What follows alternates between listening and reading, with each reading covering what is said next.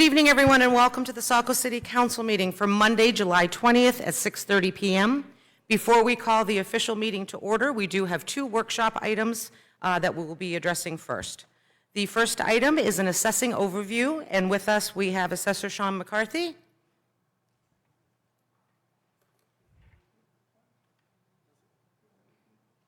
And with him, Deputy Assessor Kate Kearns.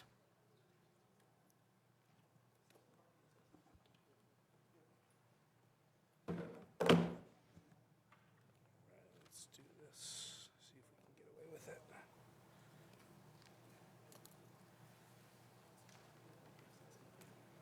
And share. Let's see if this works. It did, thank goodness. It works. All right. Hello, everyone. Good evening.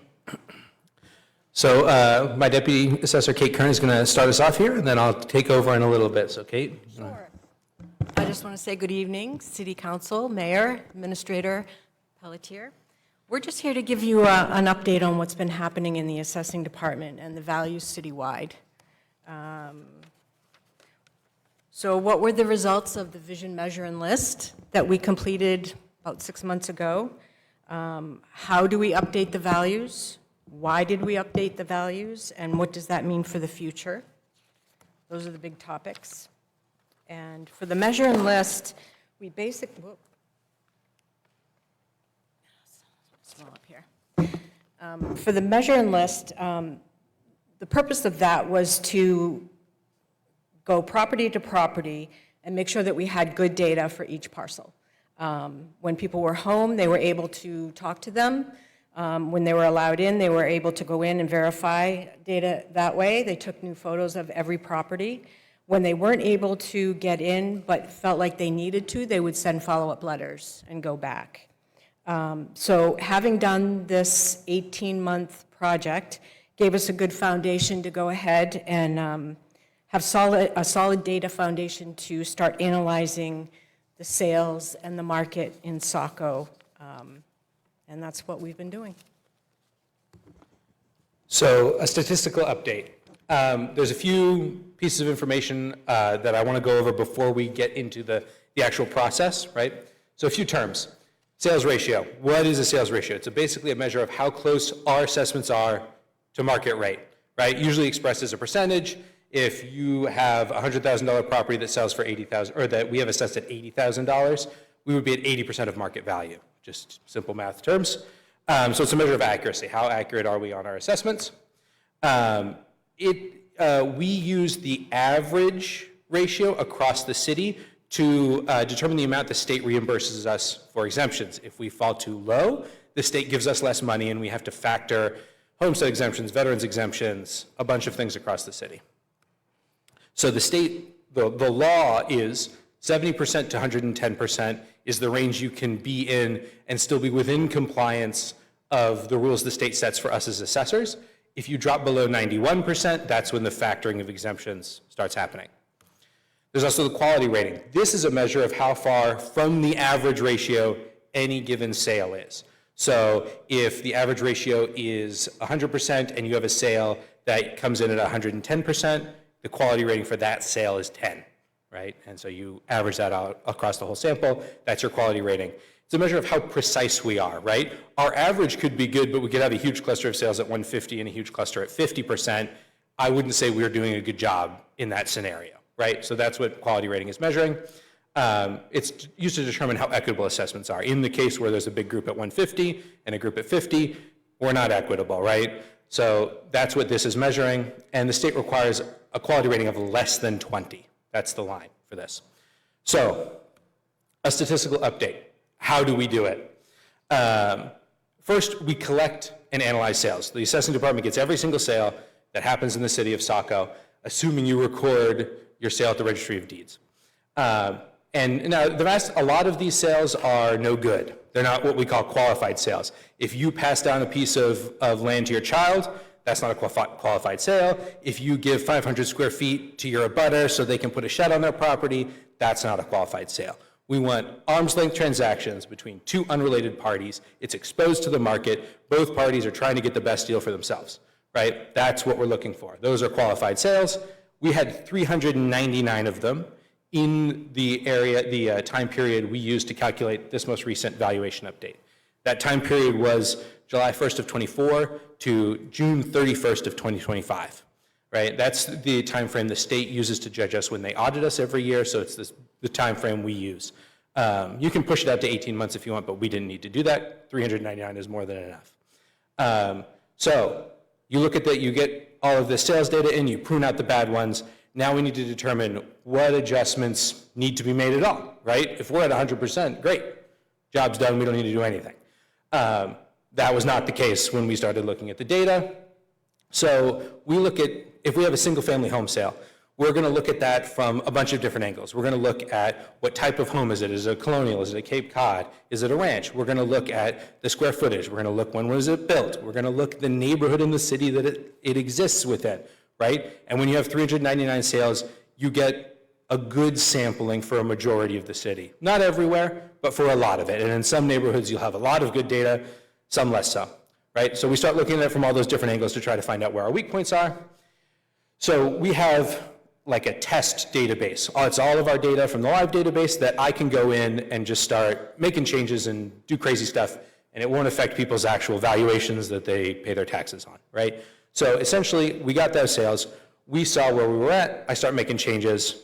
We change something, look and see what it does to the data, analyze the results, and then repeat until we get to a place we're happy with, right?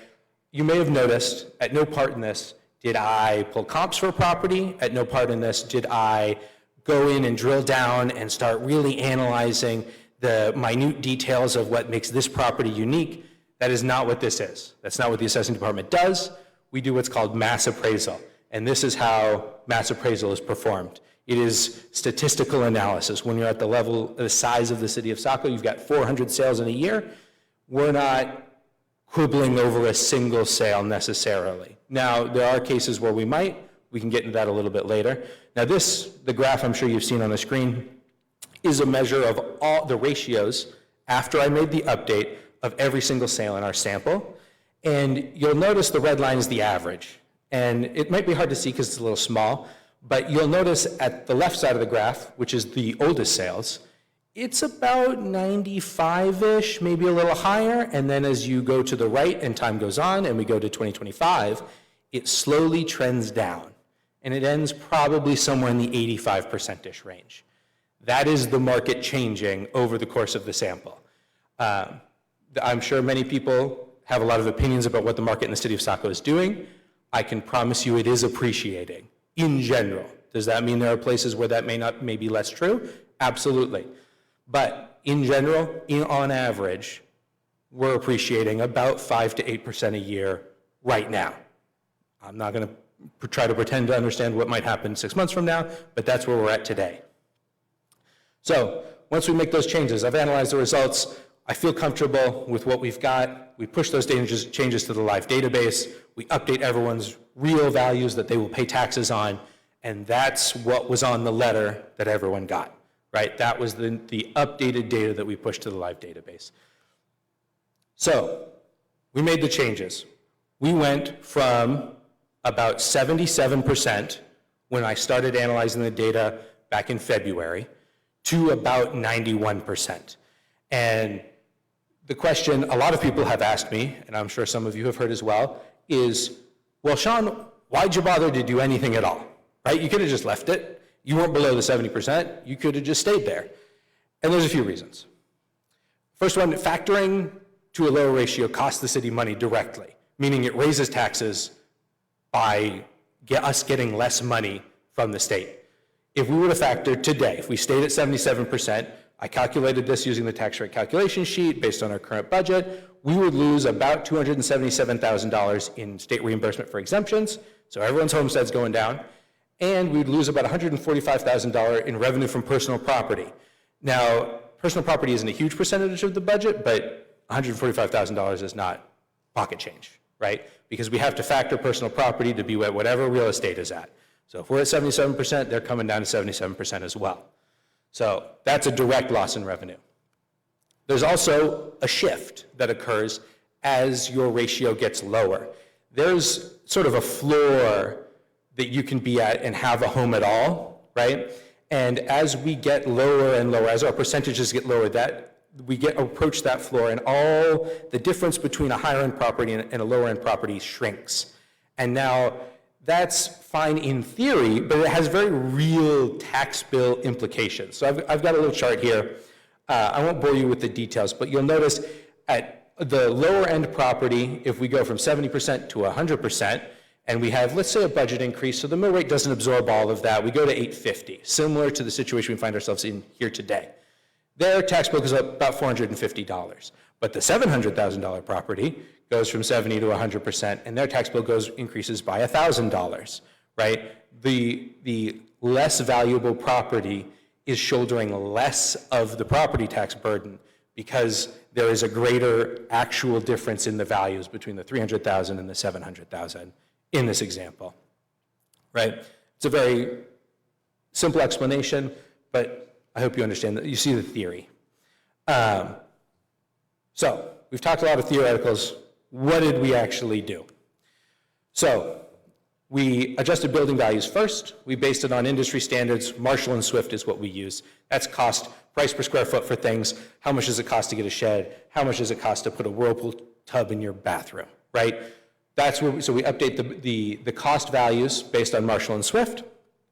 And then land values increase to conform with sale prices. So what do I mean by this? So if I know that our cost data is good, and I have two 1,500 square foot ranches built to the same quality, maybe even built by the same builder, but one is in one part of the city and one is in another part of the city, and one sold for $200,000 more, I don't think that the difference there is in the building. It's in the land. One of those places is more desirable to live for one reason or another. And when we have sufficient sales in certain neighborhoods, when I initially started doing this process, I changed the cost data first because that's the most straightforward, and then I started analyzing the data again. And I noticed that some neighborhoods were maybe at 85% and some maybe were at 65%. These neighborhood values haven't been changed in more than a decade at this point, ultimately, and the city has changed. I'm sure anyone who's been here over that last decade could tell you that. The city looks very different today than it did back in 2016. And so we updated those values so that the ratio of those sales comes closer to that 91%. We're aiming for parity. It's not an exact science, but if we can get everyone pretty darn close to 91%, I feel like we've done a good job. So, and this, it's worth noting, the 91%, as I mentioned, is the minimum increase to get 100% value of all of the exemptions and everything else.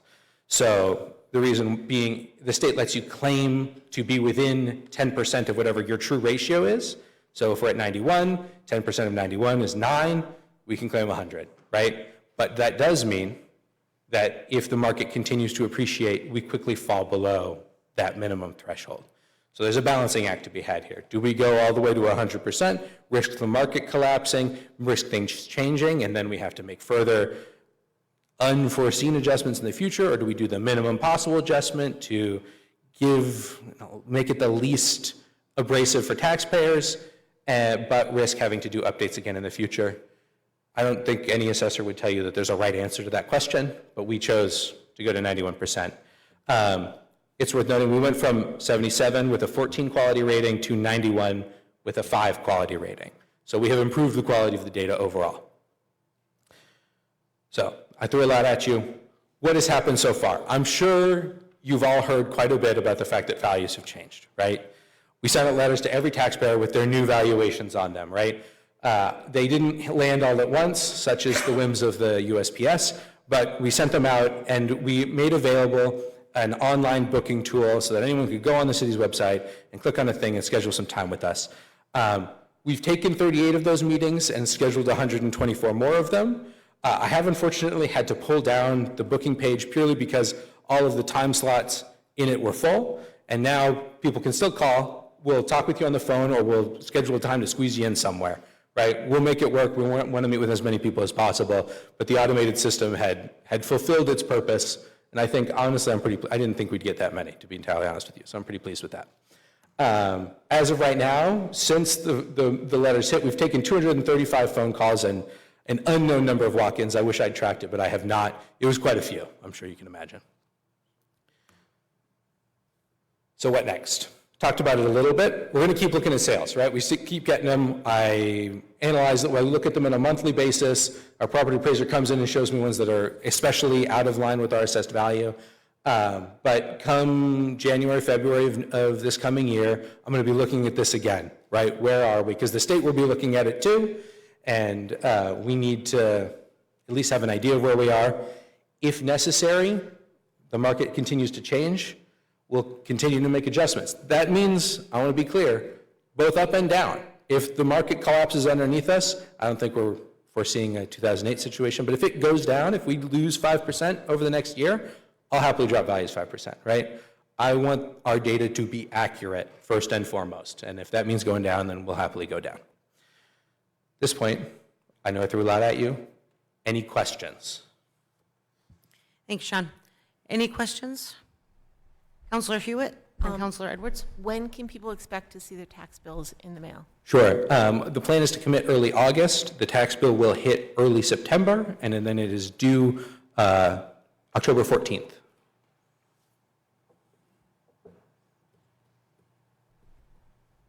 Yep. Go ahead, Councillor Hewitt. Can you continue? Will there still be a discount for the historic district? There is no discount for the historical district that I'm aware of. Okay. Yeah. I will say they generally sell for less than equivalent properties elsewhere because of the burden placed on them by being in the historical district, but there's not a line item in our assessment database for historical district, at least not right now. Anything else? Councillor Edwards?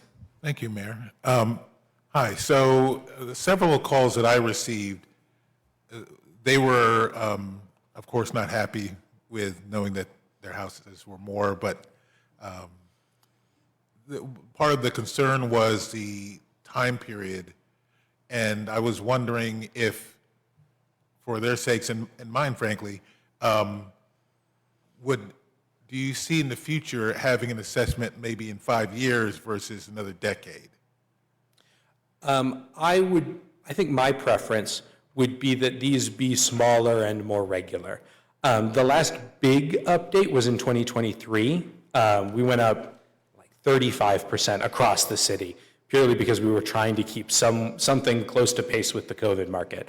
We've obviously slowed since then, but we're still appreciating it. I mean, 5 to 8% a year is quite a good clip. That's not usual. So yeah, at least until the market starts changing, if we start seeing it tailing off, we can maybe slow down updates then, but it would be my personal preference that we make small updates every year so it's not 20%. Here you go, right? Thank you. Councillor Arnon? Thank you, Mayor. When you talk about a 5 or 10% assessment per year, are you talking about pulsing that number of properties? What are you talking about with that number? So when I'm talking about 5 to 10%, I'm talking about appreciation of the market. The values are increasing by that amount. Okay. Yeah. And do we just automatically bake that in as an incremental increase to the assessment without going back out and actually physically reassessing, which is what we've done this cycle? Right. So this cycle, we sent out division data collectors to ensure our data was accurate. I don't think it's perfect by any means, but it's certainly better than it was before. We continue to look at any property that pulls a building permit, any property, if a property sells and we notice that, oh, that was well above our assessed value, oh, look, they have a finished basement we didn't have. We'll update properties that way as well, but we don't go, like, set a goal to go out and say, see 10% of the city every year. It's not specifically anyway. We do often, just by nature of doing our jobs, following building permits, all of that stuff. Councillor Gale? Thank you, Mayor. I guess thank you so much for you and your staff for being so open and willing to meet with folks and talk with them. That's super helpful, and I've heard from some folks that was a good conversation, so thank you. I guess just, could you go back and explain to me the quality rating? Could you go over that one more time? Yeah. I'm not Absolutely. So 100% let's go back in time real fast. I caught that piece of it. Sure. So we determine our average sales ratio. Let's say it's 91% for the sake of argument. And then we get a sale in that sample. sells for 100% of our assessed value, it would have a quality rating of 9 because it is 9% away from the average, right? And so the goal is that the majority or most of your sales are close to the average, right? So if we have a property and it sells for 200% of its assessed value, that's a quality rating of, quick math in my head, 108. Obviously, something is wrong there, right? That, I would look at that and say, clearly our data is incorrect. Like, I know where our overall valuation is at. If something is at 200%, clearly the data going into the system is wrong rather than like a fundamental problem with the way we value a property. So on average, so you determine the quality rating for every single individual sale. In our case, it was 400. And then you average that up. And the average of your quality rating is your quality rating for your assessments as a whole. So in our case, after the updates, it was 5.6 was what we were at after we made all of the adjustments. It was 14 and change, I don't remember the decimal, before the adjustments. So we brought everyone a little bit closer together. And is there, I guess, do you know, or do you have a sense from other communities and other assessors, kind of where that ranks in Southern Maine? I mean, that seems like a pretty accurate. Yeah, to be honest, I don't know. I know generally assessors don't like to be above 10. Yeah. That's kind of a line like, okay, you need to start making some adjustments because something's clearly wrong. 20, like I mentioned, is the statutory line. That's where main revenue comes in and says, okay, you need to do something different because clearly whatever you're doing is wrong. But generally, they like to stay under 10. So I feel like if we're under 10, if we could get below 5, I'd love to see it, but, small victories. Gotcha. Yeah, and I guess just to echo what Councilor Edwards was mentioning, just in terms of the length in between, just in some conversations, it feels like the shorter, or the more frequent but smaller increases would be appreciated. Yeah. This was a big one, so thank you. Thank you. Anyone else? Councilor Johnston? If I could just add one point to your question.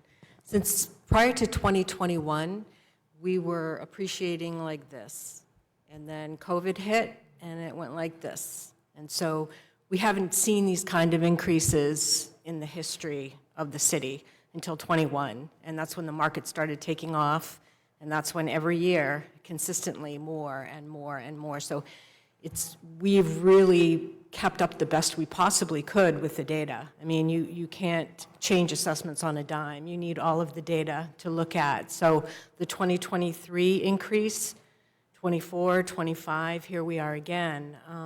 And like I said, prior to 21, it was pretty steady. And then it just went like this. So I think it's impossible to really tell right now. Okay. Follow-up question? Yes, go ahead, then Councilor Johnston.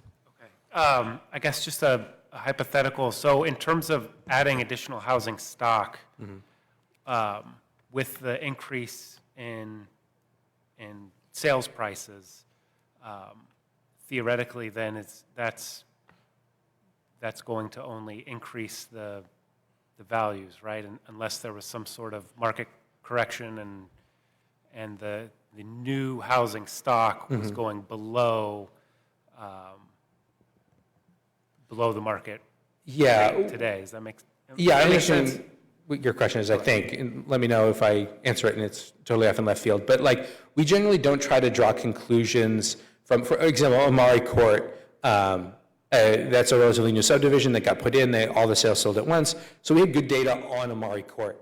I tried to keep Amari Court in Amari Court, right? It does tell us something, right? Because they're valued the same way any other property in the city is valued in theory, right? We draw the sketch, we put all the same attributes in. So if Amari Court is selling for well above our assessed value, that does speak to a problem. But if I make some updates and Amari Court is still substantially lower than everything else, that speaks to us needing to make adjustments on Amari Court itself specifically, rather than on the city generally. Yeah. Councilor Johnston. Thank you. Thank you for the presentation. My question, though, is for the administrator. I think most of the questions, they're all good, have been answered, but I think the outstanding question for most residents remains the mill rate, and could you give us an idea of when that would be set? And with valuations increasing, is it likely that we will see a reduction in mill rate? It is, and I've spoken to both Sean and Kate. Like they said, we're going to commit the 1st of August. I don't want to put a number out there now, but I will say yes, it will drop based on what was presented during the budget. I want them to be able to finish their work with the meetings with each individual resident, because I know part of that is reviewing the data with the residents as they're coming in to make sure that their numbers are all accurate. But my plan would be, hopefully by, I'm going to be optimistic and say the August 3rd meeting, I might be able to report that out in my administrator's report. Thank you. A slight addendum. Our plan currently is to commit August 3rd. So it might not be done in time for that, but hopefully. I'll do my best to go fast. Thank you. Anyone else? Okay, not seeing anyone. Thank you very much.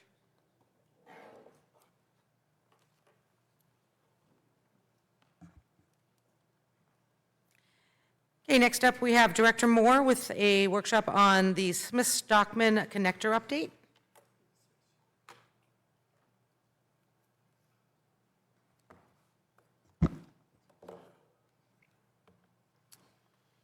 Good evening. So I brought one of my coworkers with me, Adam Bliss, the city engineer.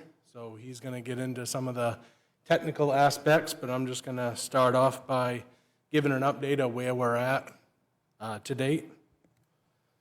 So kind of going to go through the background, where the project started, where we're at. We'll look at the design, talk about some options that we have, and then obviously answer any questions that you may have.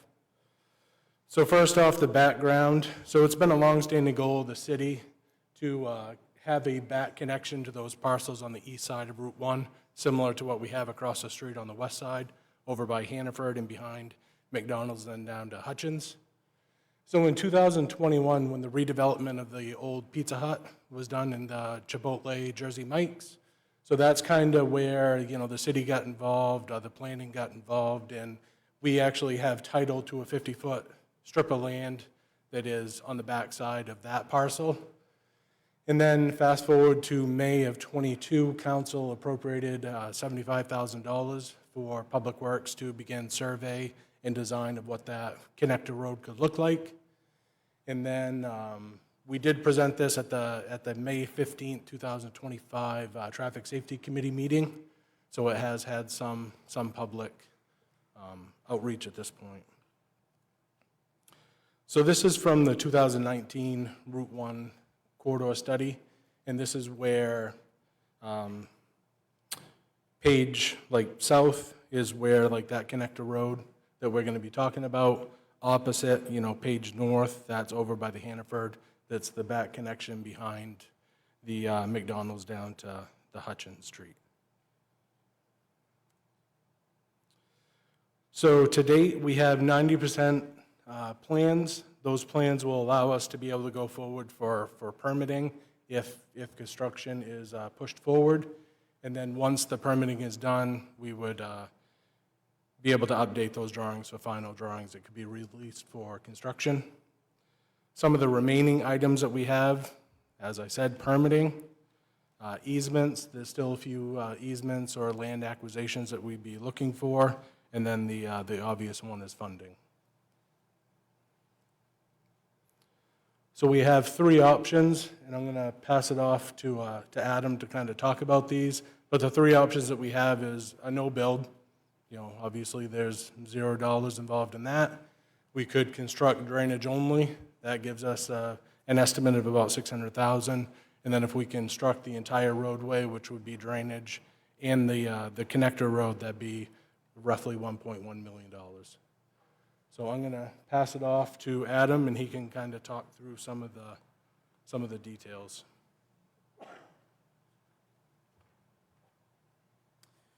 Good evening, everybody. My name is Adam Bliss. I happily serve as your city engineer. So the reason we're here tonight is to receive direction on this project. This project, we believe, was conceptualized back in 2004 in a Main Street study, And then in 2019, it was really studied as part of the Route 1 Saco Scarborough corridor. And one of the many concepts within that plan was this Smith-Stockman connector. So for orientation, Smith Lane fronts the Chipotle and Jersey Mike's restaurants. On the other side, right side of the page is... Excuse me, Ed, I'm just going to make sure you speak right into the microphone. Apologize for that. Thank you. Is that better? For the recording aspects, too.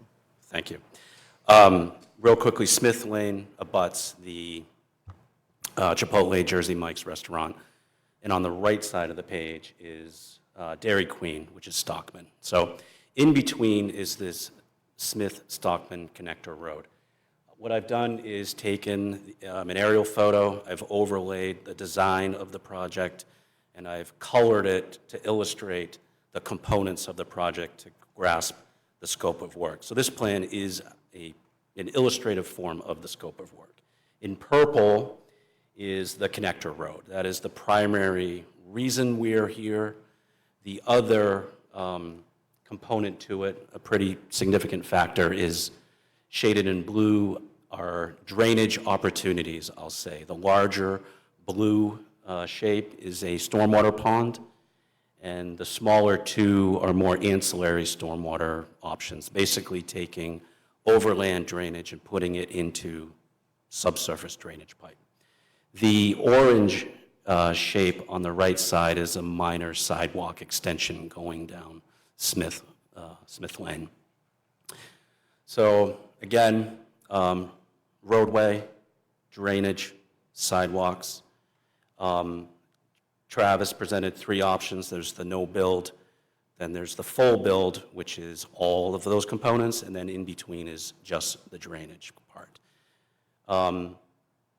Both the drainage and the roadway have pros and cons to them, which should be communicated. There's the obvious, traffic. That's the reason this idea was conceptualized, was for access management on Route 1 and making the intersections, the signalized intersections at Route 1 more efficient. Has pros and cons because we're diverting traffic down potentially private or more quieter roads, certainly quieter than Route 1. And then, so that can be a pro and con depending on how you view it. And then the drainage component has a pro. It's an opportunity to capture some drainage that comes from mostly private properties, a little bit from US Route 1. Capture that, treat it, detain it, and then slowly release it. But with that, with the construction of that pond, we have to take trees out, and that would mean less buffering, less separation in terms of noise, light, and visual separation from those businesses that front Route 1. So again, pros and cons to both of those components.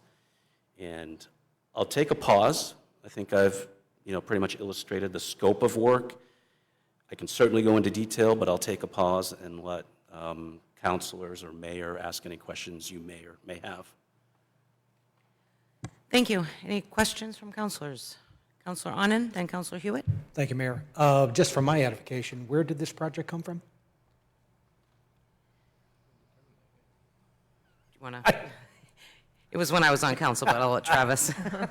Yeah, so like Adam said, this was studied this was recommended in previous studies. And then in 2022 is when council appropriated the money to begin the survey and the design of the roadway. So it's been in the works or recommended for several years, and then we had the funding to be able to move forward with the design. So it was council initiated. And if I remember correctly, when Biddeford Saco Dental was built, it was supposed to have been included at that time, correct? And it did not get completed, so it carried over? Yep. How much land has to be purchased?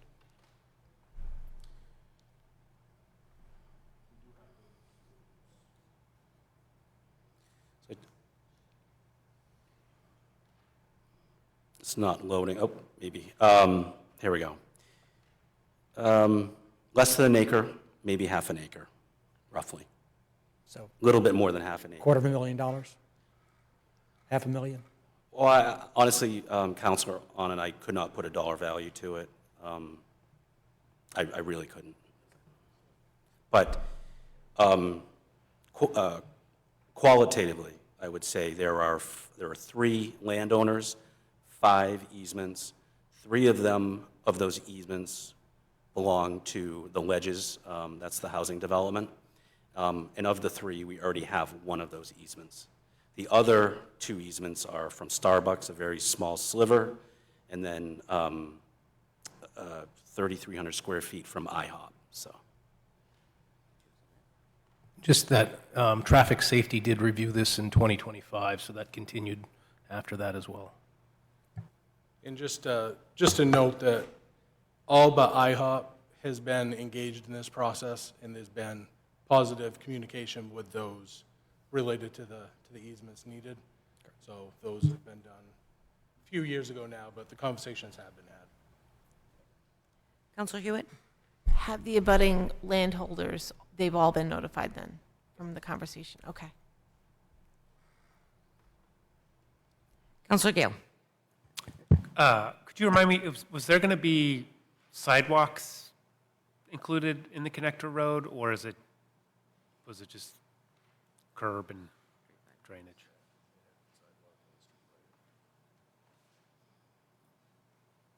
One second, please. Yeah. A little latency here. I believe there were sidewalks proposed. Okay. And then, I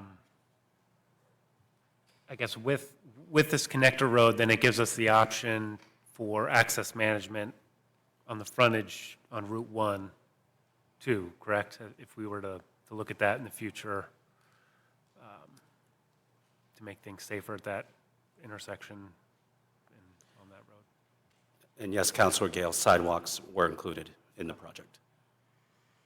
Great. Anyone else at this time? All right, continue.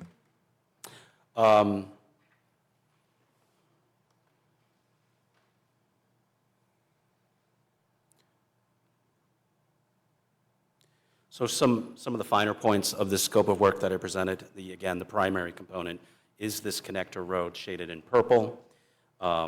Great question on the sidewalks. Yes, it's an opportunity there. Sidewalk connectivity, neighborhood connections. Gets pedestrians off the road, right? So we're treating this as if it's more of a complete street rather than a thoroughfare. In the blue, which I've mentioned already, the primary, the larger blue shape is a stormwater pond. That's for quality and quantity, capturing that runoff before it gets to downstream receiving water bodies and treating it. The other drainage components are relatively small. One is modifying an existing stormwater pond. That would be behind Starbucks.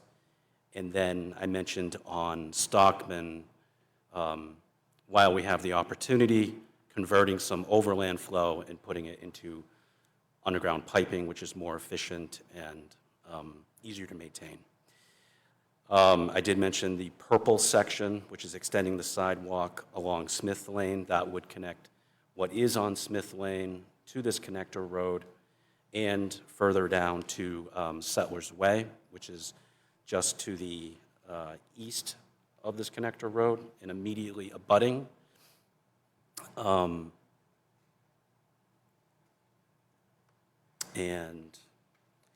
I've mentioned it already, buffering. There will be a loss of trees, and that should not be taken lightly. You take trees down, and then that enters in light and noise and visual. There will be a buffer. We did plan for landscaping.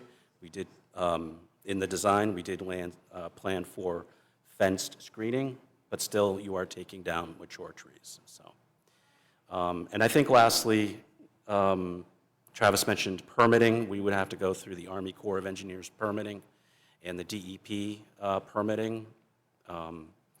Pretty straightforward process. It takes time. There are new rules with certainly with the Army Corps of Engineers. Something that should be known by the counselors is when we get a permit from the Army Corps of Engineers, it's good for 1 year. The new rules say you have a year to complete that work, and if it's not completed, then you either ask for an extension or you reapply later down the road. So that should factor in to your thoughts and the direction you give to Travis and myself tonight, or some other moment, some other meeting, if that's how you want to handle it too. Thank you. Any final comments or questions? I don't know what Counselor you're Johnson? necessarily looking for this evening, but just for council, I'd say that I've advocated for this project for at least 4 years, more like 7. My initial involvement with it was in 2017 when we did the update to the 2011 comp plan. Don Gerard, who's a former planning board member, was on that committee with me and had brought up the 2025 plan. At that point, you had a plan that was 12 years old, and it made logical sense that we had traffic issues and pedestrian issues at that time, in 2005. So, to me, I understand there's some ramifications for the neighborhoods, but this is the only real solution we have, and it's only going to get worse. We've seen it from traffic safety. I can tell you that we consistently have, I don't want to say complaints, but issues with speeding, pedestrian issues along the Route 1 corridor. It's our most traveled corridor. It's only going to get more as we grow. This seems to me like a reasonable solution. I will add one caveat here, though, and it did come up at the traffic safety meeting, which is, the surrounding neighborhood. I, off the top of my head, don't remember all the street names, but to the right, there are some concerns about cut-through traffic there, and I think all of those neighborhoods don't have any sidewalks. So I think that's something we should also consider as we potentially move this forward. How do we address some of the issues that those neighborhoods already have, or equally have more problems as we reroute traffic? But otherwise, I just say I think we should move this forward. Councilor Arnett? Again, thank you, Mayor. I'll weigh in and just agree with your comment.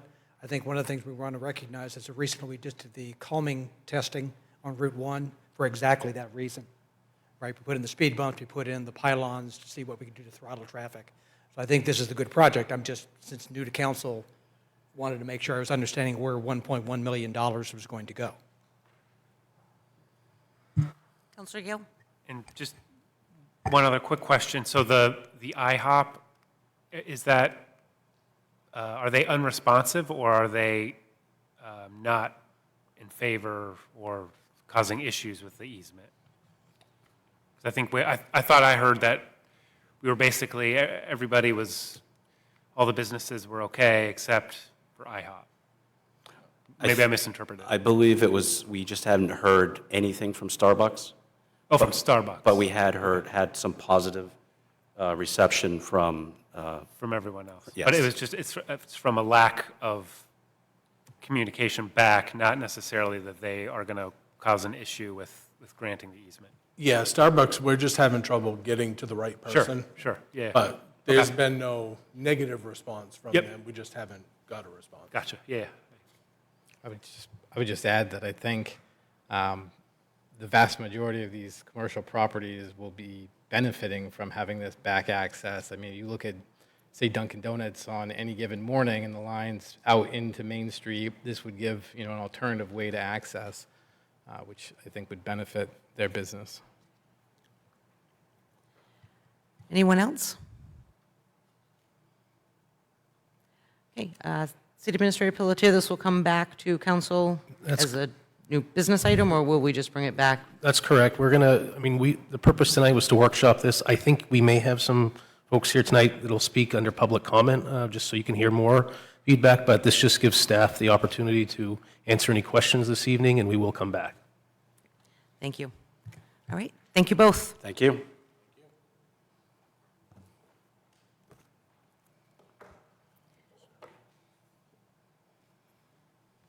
Okay, that completes the workshop items, and I would like to call the official meeting to order at 7:15. Would like to make note of all members present this evening, with the exception of Councilor Doyle, and with us tonight, we do have City Administrator Pelletier. Would you please join me for the Pledge of Allegiance? Pledge allegiance to the flag of the United States of America and to the republic for which it stands, one nation, under God, indivisible, with liberty and justice for all. Thank you, everyone. Okay, moving on to item number 4, there is nothing under general this evening. Item 5 is committee correspondence to council. Are there any committee members wishing to share? Councilor Edwards. Thank you, Mayor. As we are in summer, many people are in and out on vacations, but I wanted to remind you of the events coming up that are sponsored in part by Saco Main Street. This Saturday, Music on Main, July 25th. This one is supposed to be teen-focused, but certainly a great time for a free event next to the old Vic and Wits, and you'll have fun. Also, August 1st, coming up, there's Pride in the Park. It's a totally free event. You can go to the sacomainstreet.org to register if you want to be in the color run or if you want to volunteer. And speaking about volunteers, they're always looking for volunteers, and I understand you may not be available this summer, but when it's time to go back to school and you may find yourself with some time, feel free to peruse the sacomainstreet.org webpage to take a look at volunteer opportunities. Thank you. Great, thank you very much. Anyone else? Okay, moving on to item number 6, that is public comment this evening, and I will start with the sign-up sheet. As I call your name, please step forward to the podium. You will have 3 minutes to address the council, and we ask that you state your name, address for the record. All righty, first up, we have Sarah Giles Gardner.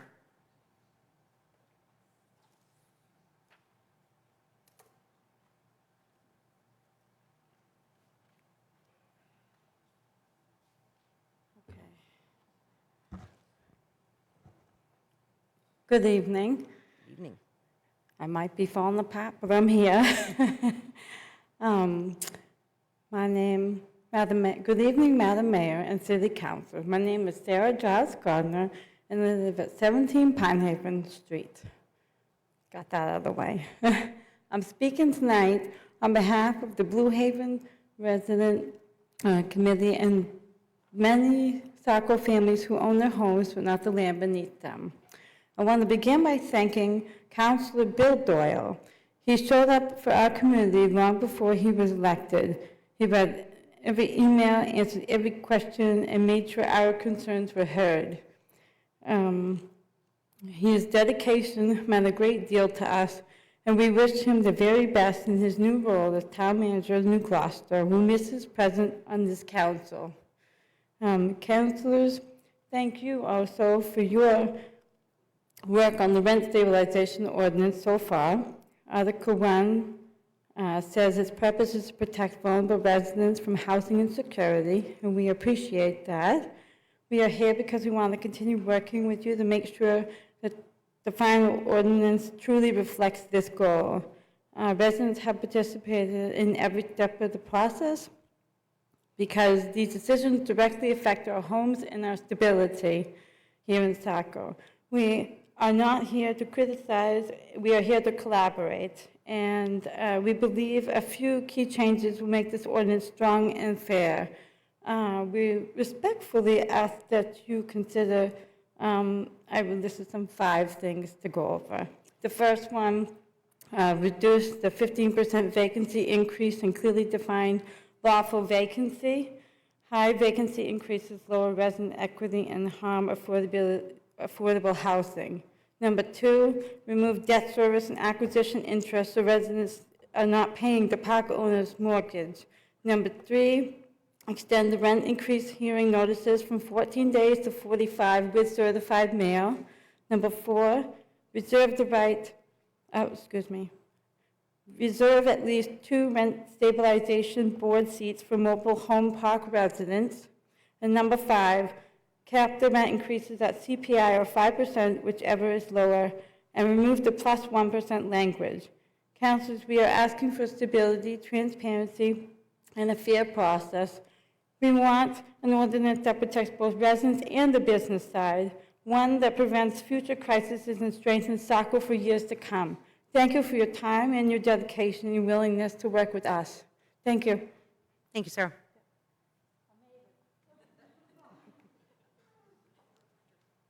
Okay, next on the list, we have Barb Thomas.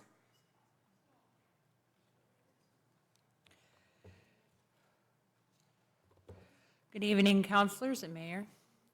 I'm Barb Thomas. I live at Meserve Circle in Saco. I started this co-op, the Blue Haven Resident Cooperative, with one purpose in mind: to protect our community, keep it habitable, and ensure that residents are not pushed out of their homes by rental increases. Over the past 9 to 10 months, we have gone through mediation, faced the possibility of a sale, built a cooperative, and found ourselves working toward an ordinance that can finally provide stability. This process has taught us that communities need backup plans and sometimes backup plans for the backup plans. Yesterday, with the help of CDI and their team, we were able to bring residents together and share clear information about what has happened and what comes next with our cooperative and our community. That conversation helped the community begin to process everything we've been through and remind us this work matters. Building a strong, informed, connected community is not optional, it's essential. We also need you as a city council to listen to and read the information residents are sharing with you. What we provide is not noise. It is critical data that directly shapes the next in this process, whether cooperative ultimately purchase the park or the ordinance becomes the protections that residents need. Residents' input must be a part of your decision-making and not an afterthought. We do not want to lose any more members of our community. We have already lost one member of our committee during this process, and we cannot afford to see that continue. The stress, uncertainty, and instability have real consequences for real people. Without your support and without rent stabilization ordinance, this is not one-sided. We risk further harm to the very residents this policy is meant to protect. We need to make sure this ordinance moves forward sooner rather than later. I also want to personally thank Joe Gunn and Councilor Bill Doyle for listening to residents and helping them navigate this process. Their willingness to hear residents' concerns and engage directly has made a meaningful difference, and we appreciate their continued support. And now it is time for the rest of the City Council to step forward, to listen to residents, to meet with this community, and to understand firsthand why this ordinance is so very important. You cannot fully grasp the urgency of this situation without hearing directly from the people living through it. We are asking you to show up, to engage, and to take this next step with us. We have done everything we can to organize, educate, and prepare. Now we need your partnership, your attention, and your action. The ordinance is a crucial step in protecting residents and ensuring that this neighborhood remains stable and rooted in the people who call it home. Thank you. Thank you. Okay, next up is Kathy Dobbins. Thank you, Mayor. Kathy Dobbins, 28 Meserve Circle. I'm actually running on 3 hours of sleep. I just got back at 3 o'clock from camping, so bear with me. We've been here, our community has been consistently asking for one essential safeguard, a rent stabilization ordinance that proves strong, enforceable, and future-proof protections for residents. As the Blue Haven Cooperative moves forward, we are looking for backup plan after backup plan so that we can protect all residents. While we recognize the work has gone into the current draft, the carve-outs remain unbalanced and leave the residents vulnerable to ownership and park changes again. I sent you an email with all of our changes and highlighted exactly what we would like to see in there. Across Maine, mobile home parks are being purchased by out-of-state corporations that are out of touch with Maine values. These communities strictly are investment assets to those owners. When these companies take over, rent increase sharply, negligent property maintenance is not being done, and residents bear the burden. Communities and residents have a voice in this process. We know exactly what happens when distant ownerships replace local accountability over the 9 to 10 months that we've been dealing with this. That is why the carve-out matters, language matters, words matter. As written, they do not guarantee stability. If the park is sold to another out-of-state buyer, they do not ensure protections carried forward. They do not protect future owners from imposing aggressive rent increases and undermining the intent of this ordinance. This is not balanced policy. This is a resident protection option. And it's not acceptable for the community that has already endured instability over these 10 months. We need an ordinance that protects all residents and all populations and demographics, regardless who owns the park. Whether we buy it, another buyer comes in, we need protection. Today, next year, a decade from now, we don't want to be continually here asking for your help. Granted, we like you all, but I'm tired, I'm exhausted. We have put in the miles over the last year.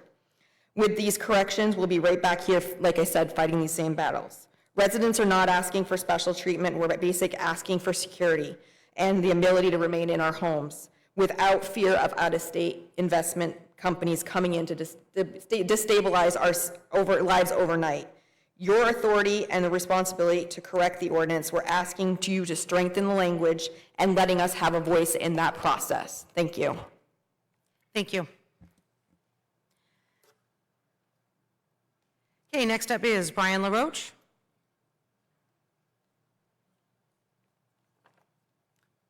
Good evening, Madam Mayor, council members. My name is Brian LaRoche. I live at 19 Reserve Circle over in sunny, beautiful Blue Haven. Before I get into this, we actually have a letter that we were going to read to Councilor Doyle, so it's a personal letter. So I'm going to read through it and make the changes on the fly. So if it gets a little hooky, I apologize, so let's give it a shot. We just want this noted on behalf for his record. Dear Councilor Doyle, it is with great sadness and tremendous honor that I am here tonight to speak on behalf of the residents of Blue Haven Mobile Home Park, to express our deepest and most sincere gratitude for everything that Councilor Doyle has done for us and our community. When our neighbor faced the devastating resignation of our dear friend, Councilor Joe Gunn, a heavy wave of uncertainty hit our park. Joe was a fierce ally, and his sudden departure left many of us completely stranded, and if we had entirely lost our voice on the city council. It was a frightening time for our community, and the fear of being forgotten or left without presentation was a very, very serious reality. Yet in that exact moment of vulnerability, Councilor Doyle stepped in to give us a hand. Through his time serving our city, he consistently demonstrated an unwavering support for Blue Haven. When we felt most silenced, he did not simply watch from the sidelines. He stepped up. He listened to our concerns, and he advocated fiercely for our community, our well-being, and our security. His dedication gave us our voice back when we needed it most, and we are profoundly grateful for the stability and the peace of mind his efforts have helped us secure for our families. And we know that he will always be there anytime we need him in the future. What sets his service apart is his immense professionalism. He brought that into every interaction. He has always approached our community with respect, transparency, and a relentless work ethic. No matter how complex the issue, Councilor Doyle navigated them with integrity and competence that earned the deepest respect from everyone in our community. He proved to us that true leadership is defined by accountability and action.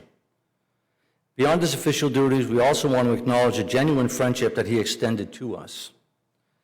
He never treated Blue Haven as a line item on a council agenda or just a block of votes. Instead, he took the time to know us as people, neighbors, and friends.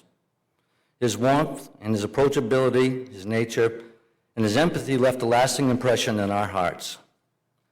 We thank you, Councilor Doyle, for your exceptional service, your steadfast defense of our park, and your enduring friendship. He is a true champion for the residents of Blue Haven, and we are incredibly proud to have him in our corner. We wish him the very best in his future endeavors. With warmest regards, the residents of Blue Haven Mobile Home Park. Thank you. I appreciate this opportunity to speak before you. And if I can use these last few seconds as our our colleagues have noted, that we would love a seat at the table during these ordinance stabilization meetings. If possible, we can talk somebody into being on that committee, and I would nominate myself to volunteer my services and my time for as long as it takes to get this thing realized and approved. Thank you so much for your time. Good night. Thank you. Okay, next up, we have Lisa DeRocher.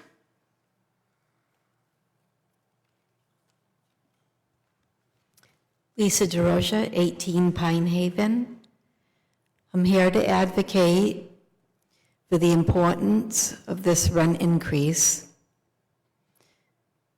The ordinance will provide stabilization for our community, and it will also prevent trauma from unjustified rent increases. I feel it is the responsibility of our town councils to provide this protection for our rights. We have been asking for this to take place for some time now.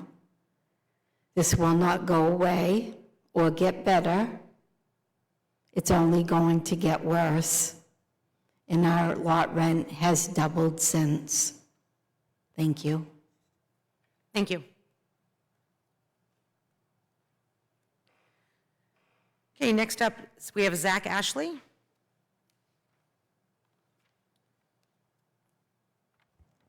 Good evening. Today, I'm just standing Sorry, Zach, here. name and address for the record. Okay, Zachary Ashley, 24th Aryan Avenue. Thank you. And I just want to thank you for being responsive to our emails concerning the valuations. I've been in communication with my neighbors, and all of us are, with the new valuation hikes, if there's not a change in the mill rate, all of us on our street, Aryan Avenue, are expecting a $1,000 tax increase. For many of us, we can weather it, but for many of my neighbors, this is going to push them over the edge financially.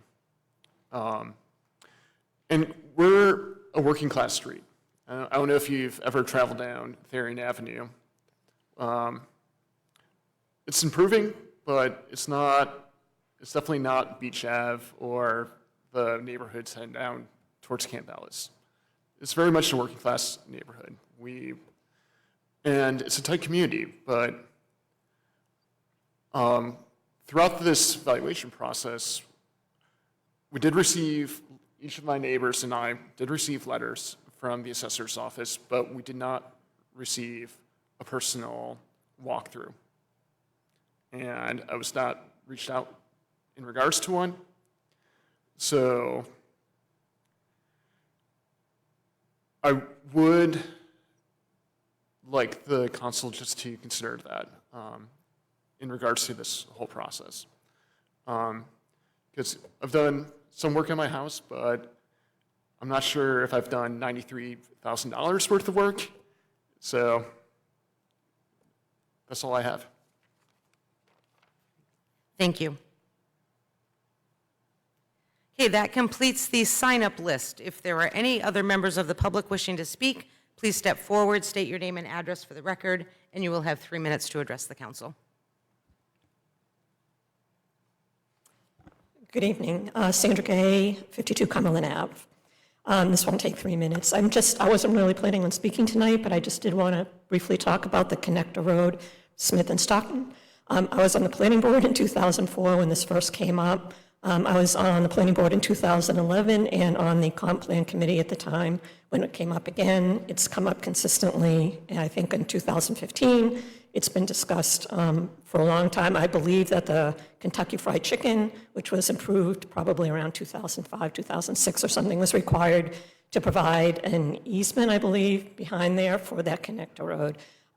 It was a great idea then. It's a great idea now. I hope the council moves forward with it. And I just want to say there are no sidewalks on Stockman where it's going to connect into. However, there's so many cars right now that turn right at the Dairy Queen and then cut off in one of those roads to the left in order to cut out the lights when they're heading down toward the beach. So that's already sort of an issue. I walk up that way and bike up that way a lot, and there's already quite a bit of traffic there. This will probably add some to it, but it's already an issue. That's all I have to say. Thank you. Thank you.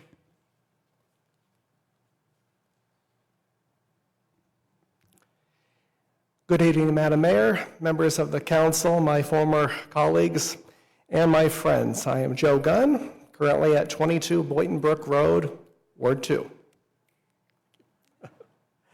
10 months ago, faced with the unfortunate circumstances that led to my resignation from the council, I called up former Mayor Bill Doyle after I saw the other two candidates, well-intentioned as they were, who offered themselves in the special election.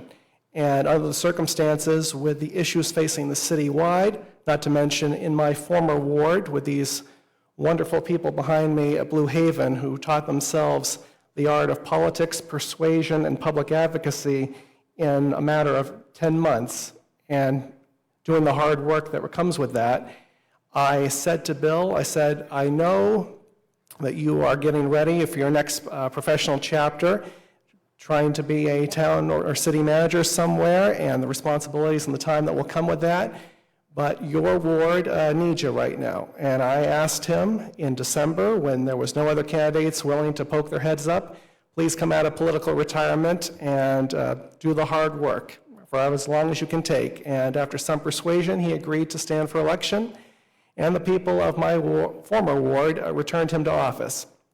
And I am extremely thankful for his brief return, and I certainly hope that the councilors who did not have the privilege of serving with him during his previous stints as mayor, as councilor, were able to glean from him the knowledge and the experience that he brought to the table during his tenure in previous office, and especially on the issues of affordability and housing, that he improved the debate and improved your perspectives that you all had to deal with, not only with the folks in my former ward, though, but citywide as this becomes a statewide issue. And I certainly want to also pay tribute to the recent dedication of the jetty expansion down in Camp Ellis. And they say victory has 1,000 mothers and fathers, and many years ago, it was Mayor Doyle who was pivotal in marshaling the votes that got us that jetty. So while there are many mothers and fathers of that, he definitely deserves to be at the front of that list as finally getting that long odyssey done. And I simply want to thank him for his years of service, and while it is the Saco's loss, it is New Gloucester's gain. He is helping that select board help a thriving and growing city grow by leaps and bounds, and I know he's having the time of his life up there. So I wish him all the best as my friend for over 3 decades, and I simply want to encourage any and everyone behind me in Ward 3 to step up, as I did, as a regular citizen. The city needs you, the city needs your input, and hopefully we can have a new qualified member of the council very soon. And I also look forward to your debate on charter amendments, because I think any of them will be fruitful and necessary as it relates to future vacancies on the council. Thank you for your time, Madam Mayor, members of the council, City Administrator. Thank you. Anyone else wishing to speak? Yep. You can choose who comes up first. I've been up here, oops, excuse me. Good I've been up evening. here on this, what I need to say. Richard Gosselin, 7 Reserve Circle at Blue Haven Mobile Home Park. I want council to know they would really appreciate the moratoriums we've had.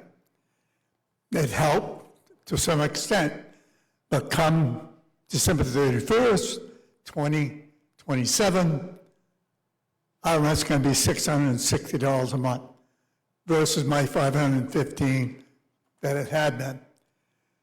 So with that said, the majority of the residents in the park are on limited Social Security. And a lot of them, I don't know what they're going to do. It's tough.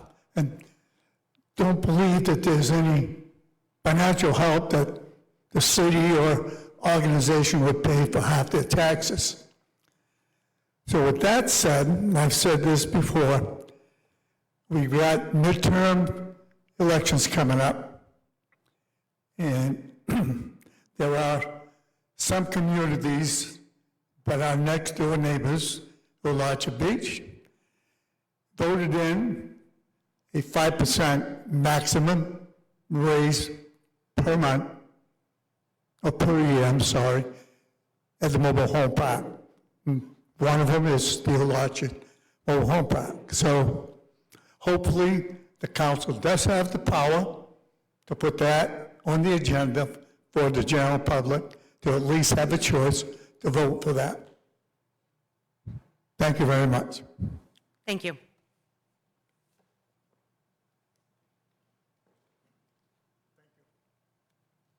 Hi, my name's Pamela Sears. I'm at 8 Settlers Way. Just wanted to thank you all for being here. And just wanted to talk about the Stockman-Smith connector.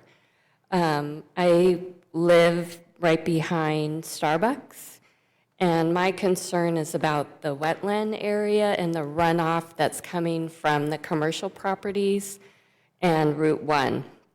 There's been some significant runoff and poor drainage within that wetland, and it's caused a lot of settlement or erosion in that area, and it's actually affected my driveway, and it's also affecting the whole length of my property. So I'm just asking that the council consider, if they're not interested in the connector, to also consider the drainage option that's in there as well. And I sent some photos, I think, as well. Thank you. Thank you. Anyone else wishing to speak? Okay, not seeing anyone seeking recognition. Moving on to item 7, that is the approval of the minutes for July 6, 2026. Is there a motion? So moved. Councilor Hewitt? Motion made by Councilor Hewitt. Any discussion or comment on the minutes? You want a second? Yes, please. I'll second it. Second by Councilor Edwards. All right, now, any discussion or question on the minutes? Okay, roll call vote. Councilor Edwards? Yes. Councilor Parks? Yes. Councilor Onen? Yes. Councilor Gale? Yes. Councilor Hewitt? Yes. Councilor Johnston? Yes. Motion passes 6-0. Item 8, consent items. There are 2, and that is item A is the annual report filing extension, and item B is to confirm the mayor's appointment to the Shoreline Commission of Johanna Josephine. Is there a motion? So move. Motion made by Councilor Johnston. Is there a second? Second. Second by Councilor Onen. Any item that you wish to have moved? Okay, not seeing anyone. Roll call vote. Councilor Edwards? Yes. Councilor Parks? Yes. Councilor Onen? Yes. Councilor Gale? Yes. Councilor Hewitt? Yes. Councilor Johnston? Yes. Motion passes 6-0. Okay, moving on to item 9, that is action items, and item A tonight is the one reading for the acceptance of Councilor Doyle's resignation, and that is Councilor Parks. Thank you, Madam Mayor. Councilor Doyle has submitted an email of resignation, and if accepted by council, the position will be vacated immediately. Be it ordered that the City Council accepts the resignation of Councilor William Doyle effective immediately. Motion has been made by Councilor Parks. Is there a second? Second. Second by Councilor Edwards. Any discussion on the item? Councilor Hewitt? Just want to thank Councilor Doyle for his continued support of the city and the efforts he made with all the councilors. Thank you. Councilor Gale? Yeah, I just second that, and Councilor Doyle really helped me and encouraged me to run for school board many years ago, and that got me really involved in the city, so I thank him for his commitment to the city and all his hard work, and wish him well in his next endeavor here. Thank you. Anyone else? Councilor Johnston? Thank you. Likewise, I have served with Bill, or Councilor Doyle, through all of his service to the community. I thought it was, noble of him to step up and fill the role when Councilor Gunn was inadvertently or forced out. So I just would like to thank him personally for serving Ward 3. Thank you. Thank you. Okay, roll call vote. Counselor Edwards?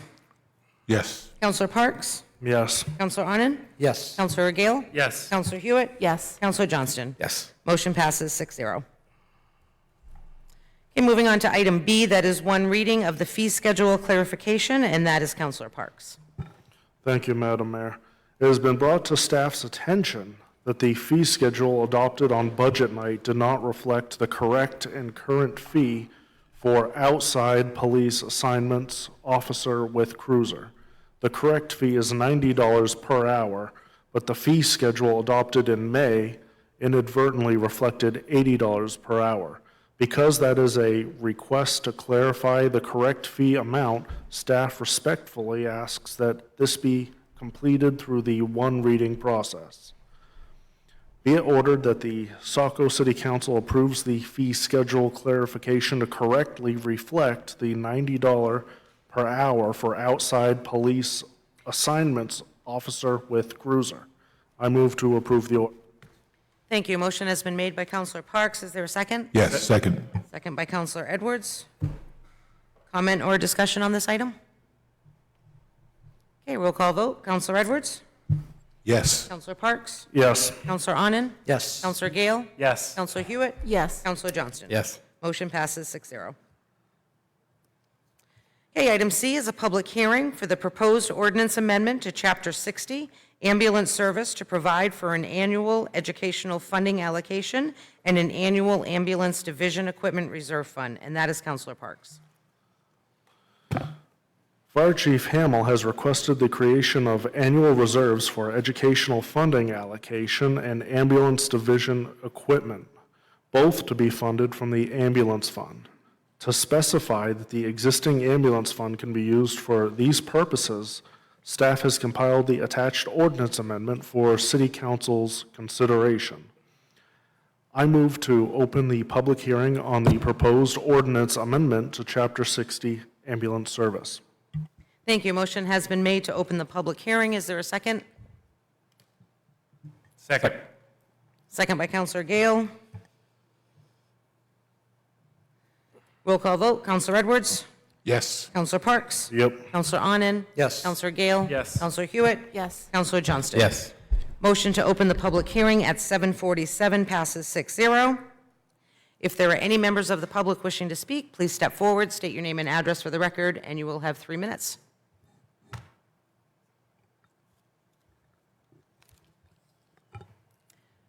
Okay, not seeing any members wishing to speak.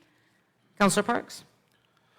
I move to close the public hearing and further move to schedule the second and final reading on August 3rd, 2026. Thank you. Motion to close the public hearing and move the item to August 3rd has been made by Counselor Parks. Is there a second? Second. Second by Counselor Edwards. Any discussion from counselors? Okay, roll call vote. Counselor Edwards? Yes. Counselor Parks? Yes. Counselor Onen? Yes. Counselor Gale? Yes. Counselor Hewitt? Yes. Counselor Johnston? Yes. Motion passes 6-0 to close the public hearing at 7:48.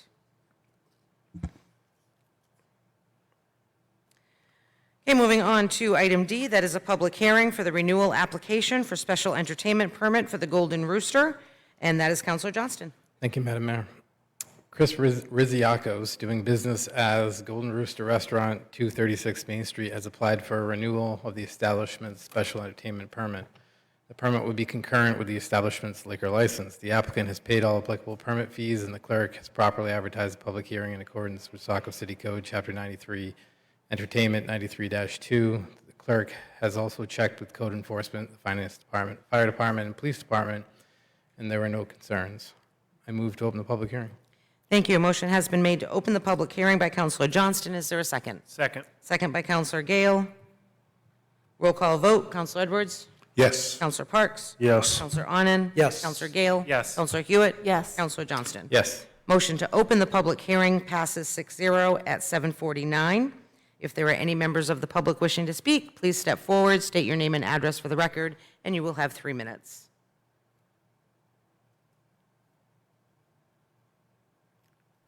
Okay, not seeing anyone seeking recognition. Counselor Johnston? I move to close the public hearing and it be ordered that the city council grant the renewal application submitted by Chris Rizziakos doing business as Golden Rooster Restaurant for a special entertainment permit to be concurrent with the establishment's current liquor license. I move to approve the order. Motion has been made by Counselor Johnston. Is there a second? Second. Second by Counselor Edwards. Any discussion or comment on the item from counselors? Okay, not seeing anyone. Roll call vote. Counselor Edwards? Yes. Counselor Parks? Yes. Counselor Onen? Yes. Counselor Gale? Yes. Counselor Hewitt? Yes. Counselor Johnston? Yes. Motion to close the public hearing and approve the order passes at 7:50, 6-0. Okay, moving on to item E, that is the first reading for the Dyer Library funding request, and that is Counselor Hewitt. During the fiscal year of 2026 budget process, the City Council allocated funding for the Dyer Library for capital improvement projects. As part of that discussion, the Dyer Library was asked to present project information to the City Council and formally request authorization to use these funds.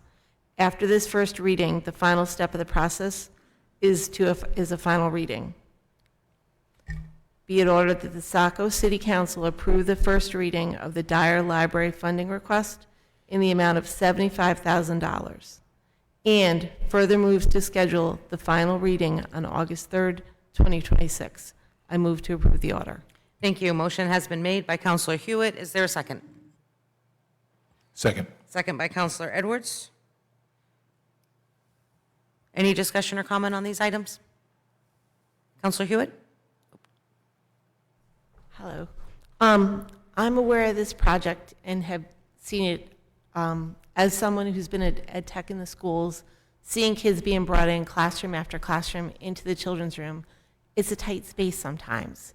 You've got families with young children. You have some other people that are trying to use the same space. And as times are getting economically tough for families, the library is somewhere that people can go and enjoy their resources at no charge. So I know right now, hearing the tax valuations, I'm cringing at any asks in the budget as a counselor. But I also want everybody to consider the benefits that the library gives us. Thank you. Anyone else? Okay, and I do believe we have Director Smith with us, and she had a small presentation she was going to give. Good evening. Hello, everyone.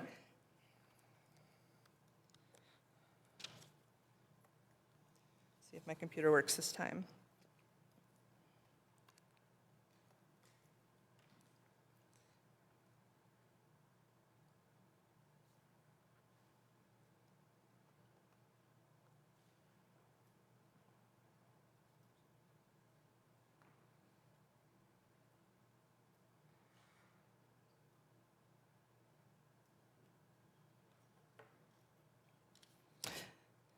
Unfortunately, my computer is not agreeing with the software for the ClickShore, so I do apologize that you won't see it on the screens, but I believe you all received my presentation as part of the packet for this meeting.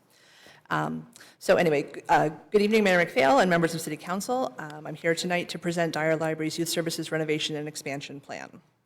Right now, the Youth Services Department operates an strained 1,250 square foot space. Increased family attendance has pushed our children's room beyond its functional limits. Strollers block pathways, tweens film TikToks next to babies chewing on board books, and noise conflicts compromise both programmatic quality and public access. Our solution is a targeted expansion providing maximum impact with minimal interruption. Designed in partnership with the architecture firm Woodhull, we are adding an additional 650 square feet from an underutilized adjacent meeting room. While the final furnishings are under development, the model in your plan demonstrates how we're using age-targeted zones to best serve our community. There will be an early childhood area with space for dedicated read-aloud, creative play, and stroller parking. Beginning elementary readers will have a cozy area for developing their literacy skills, and tweens will find targeted space for homework help and makerspace. Importantly, we'll also provide comfortable space for parents and caregivers to connect and socialize while supporting early literacy. After a lot of work on this project, the budget came in much higher than anticipated at $113,000. We are funding it through the anchor funding that was set aside in the fiscal year 26 budget And we're not changing the ask from the city. That $75,000 is all that we're looking for. We're looking to, we've scoped this project to fit as well as possible within the funds that we had allowed. The remaining construction balance will be taken from a restricted endowment that was left very narrowly by the Deering family, who left the house to the library, for just this future, where an unusual change had to be made to make the house into a functional space. The other costs for furnishing the space will be done by targeted fundraising. Our anticipated schedule, assuming everything is approved and our funding comes through, is to begin all of the early steps now with the hope of starting construction in early 2027 with an anticipated completion of late spring 2027. Thank you so much for your continued partnership, and I welcome any questions. Thank you. Any questions on the project? Council Ronan? Thank you, Madam Mayor. The first question is, to me, a little obvious. We're only 3 months past the budget cycle. Is there a reason we didn't include this in the 2027 budget? This seems to be a fairly extensive renovation, not one that you came up with last month. So I'm a little curious why it wasn't baked in at that point in time. And also, it sounded like you answered my previous questions. This budget's a new number, not one that's recycled from last year? So for the fiscal year 26 budget process, I was invited to submit some capital projects. This was one of them. At that point in time, which, January 2026, I put in the amount of $75,000 kind of as a placeholder. And then it got designated as sort of a special restricted fund for use for this purpose. The Dyer Library Association has spent the past year trying to pull together the details for this project to make sure that it's conceivable. Needless to say, there were more zeros to this project when we first started talking to the architect, and we've had to scope down really carefully to ensure that it's something that we can manage with the allocation given by City Council and within funds that we have at our disposal. It was not rolled forward in the fiscal year 27 budget because there was a little bit of uncertainty on where it actually sat, I think, in the big budget, municipal budget. But I defer to the city administrator for that. Yeah. So Director Smith is correct. The library has done everything that it was asked to do. A council in 2020 for FY26 made a motion to put the funds that were set aside in capital into this special revenue fund for this very purpose of her coming back to council for a presentation, and as they have projects, allow the funds to flow to them. So it's not in the 27 budget, it was in the 26 budget. But allocated in 26 into a fund pool that allowed them to pull it forward when they needed it. After coming to council and presenting. Okay. Correct. Thank you. You're welcome. My computer screen is working now, so if you want to see just briefly the sort of scope of work, we're talking about taking down the green sections to make 2 rooms kind of merge into one. Any other questions or comments? Councilor Gale? As a frequent user, I definitely am in support of the project and definitely see the benefits and value there. I guess there's a couple questions on the budget piece. You mentioned that you had scoped it down, and then let's see, on Exhibit 2, I'm not sure what slide number it is, there was a table with the costs, and you had mentioned that there was a note, active collaboration with Saco's municipal facilities team is projected to drive total construction costs below the original $113,000 estimate. I guess I just want to confirm with the schedule that you have in place and those costs, what is the risk for cost overruns? And if there is a cost overrun, what's the implication to the city's budget on that piece? So there's no cost. I'm not going to be asking for more money for this project. My understanding is that $75,000 was designated for this purpose, and that's the only amount of money that I'm asking for at this point in time. I hope that we are able to use our partnership with the city and facilities department to reduce some of the sort of little things that come along during part of a construction project, and to reduce some of the costs that can end up being complicated. But at the end of the day, if and when we run into overages on this project, that is something that we will work on our end to cover.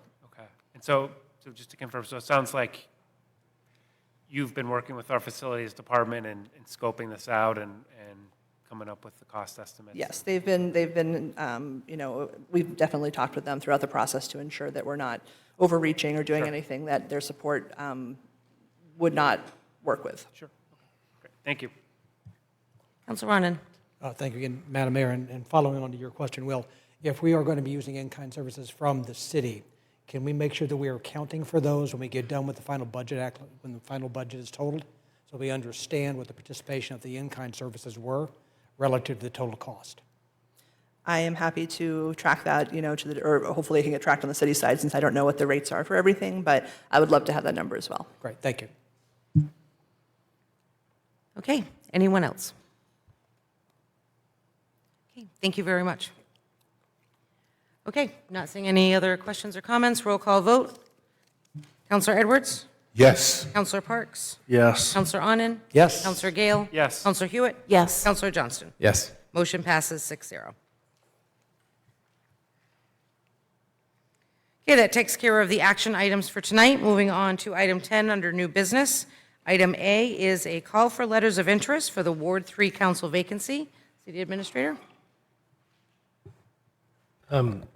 So there is going to be a call.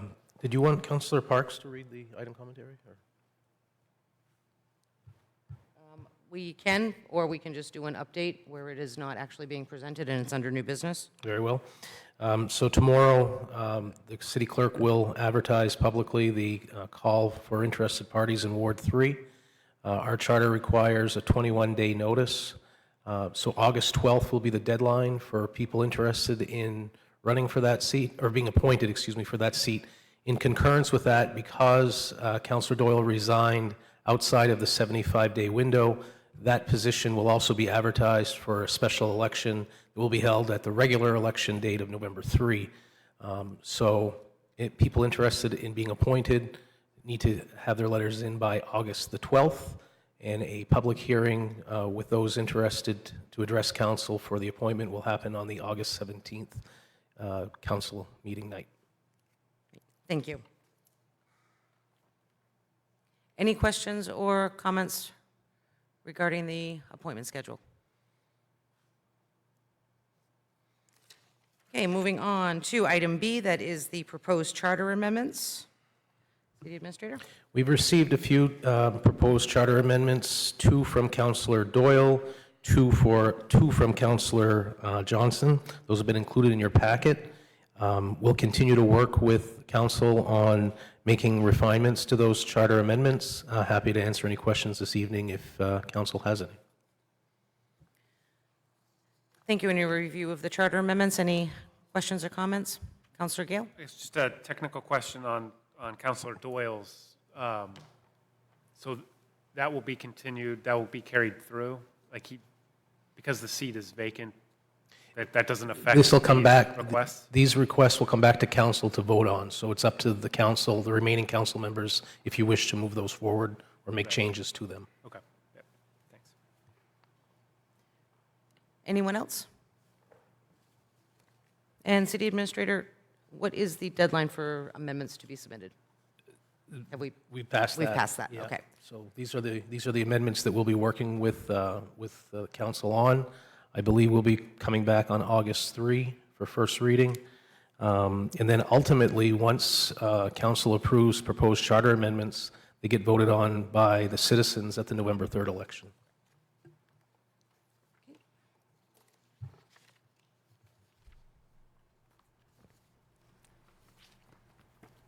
And Councilor Parks, when this comes back for council vote, you are the councilly resource? Thank you. Okay, item C is the Dyer Library Draft Memorandum of Understanding, the MOU. City Administrator? Yep. So this follows through with some of the comments made earlier during Director Smith's presentation. During budget, we determined that it would be a good idea for both parties to codify the relationship that the city has with Dyer Library for the in-kind services that we had been providing, and with the addition of the facilities support. So administration has been working with Director Smith to propose a draft MOU. This is under new business, so we ask council to review. If there are any suggested changes or questions, we're happy to take those into consideration. We are working with our legal counsel to finalize this, and it will come back at a future time for action. Thank you. Any questions or comments regarding the MOU? And Councilor Johnston? Thank you. Well, first, happy to see that we're working on an MOU. I guess my only comment for council or everyone is given, and I've mentioned this to the administrator and the mayor previously, but given that this relationship seems to be evolving, specifically more in the area of funding and now services, city providing services, I just wonder if we already have a council liaison.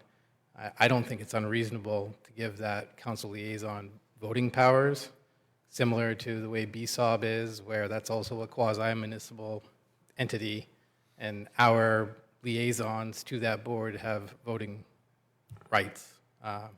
So it's something I had mentioned previously to the mayor.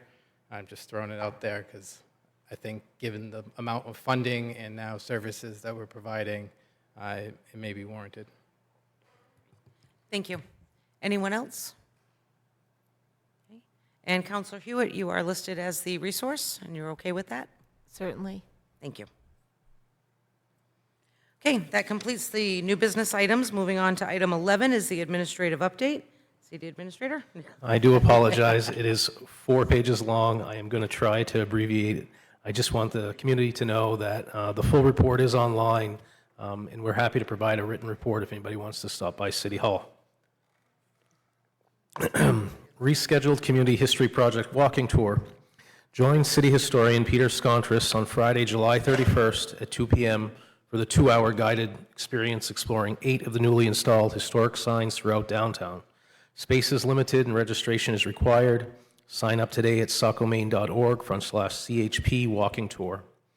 RFP for Route 1 North Sewer Shed Capacity and Infrastructure Assessment. City of Saco seeks proposals from qualified engineering consulting firms to conduct a comprehensive sanitary sewer capacity assessment of the Route 1 corridor north of the Millbrook Business Park. Proposals will be accepted until 12 p.m. on Tuesday, September 15th, 2026. Remote Work Through Libraries Project. Dyer Library has successfully completed its Remote Work Through Libraries project, highlighted by an accessible 6 to 8 person glass meeting room on the main floor and paired with commercial-grade Wi-Fi and wireless printing. This modern hub offers Saco's remote workforce and community groups a highly functional, zero-barrier space to connect and work. Nomination papers were made available today, July 20th, at the City Clerk's office for Saco residents who wish to seek office in the November 3rd, 2026 election. These elected official seats up this year are Mayor, City Councilor for Wards 2, 3, and 7, School Board for Wards 2, 4, and 6. All seats are for a 3-year term, with the exception of the Ward 3 Councilor seat, which will be for a 1-year term to fill out the remainder of the term due to vacancy. 200 registered voters in the city need to sign nomination papers for mayor, 35 registered voters in each respective ward for the city councilor and school board members. Nomination papers must be returned to the city clerk's office, 300 Main Street, no later than 12 p.m. on Friday, August 28, 2026. Housing Action Plan feedback period is now open. Saco's draft Housing Action Plan is available for review, and we're opening a 2-week public comment period before submitting the plan to City Council for adoption. To review the plan, visit our website, sacomaine.org/housing. Submit your feedback through the website form by July 29th. Safety improvements on Beach Street and Ferry Road. On the Beach Street and Old Orchard Road intersection, Saco Public Works will be realigning the Beach Street crosswalk at the intersection of Beach Street and Old Orchard Road beginning Monday, July 20th. Work is expected to be completed by July 23. While construction is underway, flaggers will manage alternating one-way traffic through the intersection. Ferry Road and Bayview Road intersection.